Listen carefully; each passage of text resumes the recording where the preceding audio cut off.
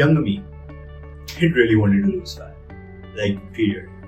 It saw it all as heroes losing fat so that they could have a better life. That was me. I wanted to change my social life, my dating life, my health, everything. And I felt like fat loss was the first step in it. Back then, I started doing the calorie restriction, be in a calorie deficit, eat less food. Started with that. Ended up skipping meals. Then started running and doing a lot of cardio. I used to run 10 kilometers every day. When I started, I couldn't even run 200 meters. But as I progressed to 10 kilometers a day running. That's quite a lot. And I used to be hungry all the time. I drank a lot of water because that's the common advice, right? And it helped me lose weight. But be careful, lose weight, not fat. When I looked at myself in the mirror, the younger me, it was kind of be like, okay, I checked the scale today morning and I lost weight, but why am I not losing this fat? Visibly, I still have a lot of fat, even though I'm less fat than before, but I still have a lot of fat around my belly. Why is that not going away, or why can't I get rid of that? And that was really something that used to hit me in my head, but I didn't have an answer, because I was doing everything which I could. I was going as hard as I could, but I didn't know what was wrong. I was eating so less. I was no carbs, no rice, no sugars. I went from eating ice creams every night to eating nothing, no sweet things. I avoided sweet like the plague. I was so neurotic about it. And I think that was a mistake, because the problem lied in my gut microbiome. And I know a lot of you struggle with fat loss, with just getting rid of that extra fat, and you think it's all in that process of calorie deficit, which is true to some extent, but your gut microbiome also plays a very important role, which you have not been told about. Today, I eat foods which has chocolate in them. I drizzle my food with olive oil, and I feel full after every meal. No more those hungry pangs and feeling irritated and weak after food. I feel energetic. I feel like I'm eating a lot. I'm full and very less hunger pangs. And it's just amazing the things I can eat while losing fat, and that too easily. And today in this video, I'm going to share exactly that, exact food, what I've incorporated in my diet after reading the book Eat Smarter by Sean Stevenson. I'm going to give you the exact foods which, if you incorporate in your diet, you're going to lose fat like a rabbit. It's going to be crazy, it's going to be super fast, and it's going to be super sustainable, right? It's not just about losing fat, it's about to keep being lean. That's important. So let's get into it. So there are 6 things we have to make sure about, 6 steps to it. But why gut microbiome? Okay, so when you eat a food, it goes into your gut. And there are lots of bacteria in your gut microbiome which decide, so what do we do with this food? Now, if you don't know what gut microbiome is, check out the last video. I have made kind of informative video about gut microbiome and why it is important. I put in really an emphasis on gut microbiome because it's something I really want people to be aware of. But for today's video, let's take 2 people, good bacteria and bad bacteria. Good bacteria make you slim, bad bacteria make you fat. And that's a simplified explanation that might not be right in the bigger sense, but for fat loss, that is it. You want more good bacteria so that you can be slim and less bad bacteria. How do you do them? 6 steps. Number 1, diversity of food. You want more diversity. You want to eat different kinds of food. Don't be repetitive. Don't be eating chicken, broccoli, rice. Don't be having too much eggs and protein shakes every day. Don't be repetitive. Have them.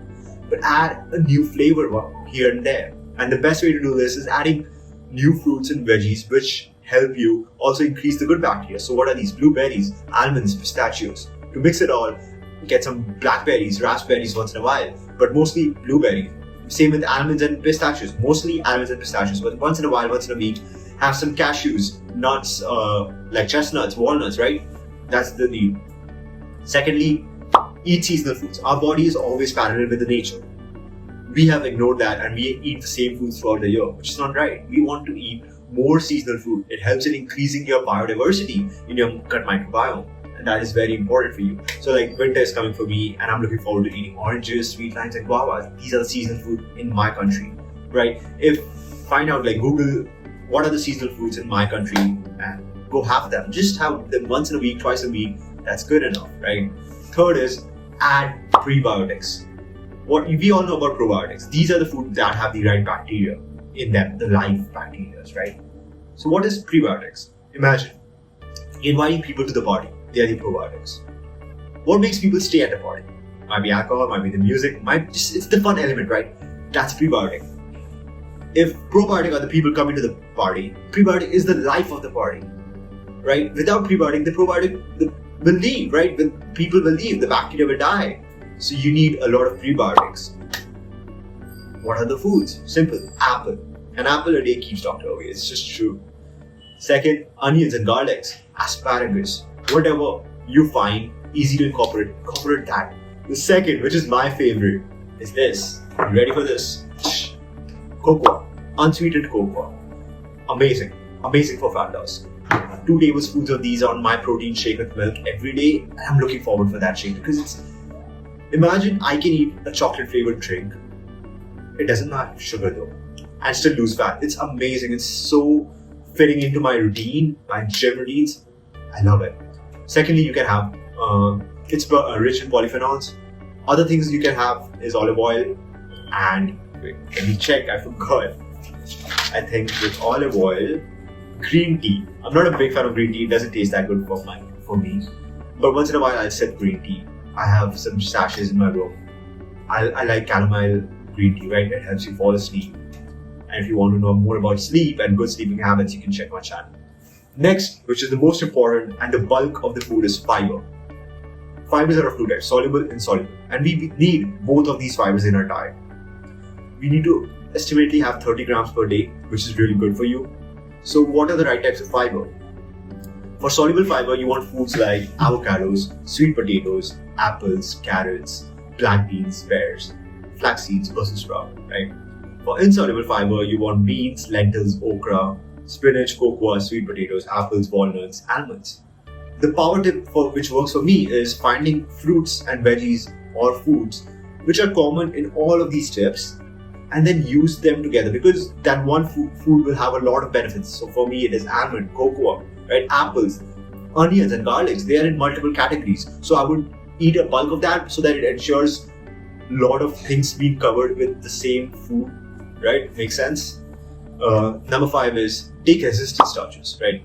To feel full, you want to eat something starchy, right? Carbohydrates. But resistant starches are starches which don't really get digested. They're hard to digest in your digestive system. So one amazing tip by Sean Stevenson is cook your rice, refrigerate it, and then warm it up again before eating. That increases the resistant starches in your rice, so you end up having lesser calories absorbed in your body. Same with potatoes. Other foods which had high in resistant starches is green bananas, oats, cashews. Like all of them are white for a reason because they're high in resistant starches. Finally, all these 5 tips, they are the most important. They're the bulk, they're the foundation. And the 6th tip is like the first domino, which falls, right? So if you want all the chips to fall, the first tip isn't, the last tip is important. But these tips have to be there. These chips have to be there in place. Otherwise, if you take probiotics, which is the last chip, first chip, and it falls, the other chips won't fall because if you have not put them in place, it's not going to work. So the 6th and the final tip is probiotics. Foods rich in probiotics, that is yogurt, sauerkraut, kimchi, kombucha, right? Miso, tempeh, natto. What else? You have kefir. I don't know how to say that. I really don't know how to say it. Kefir. Kefir sounds good, doesn't it?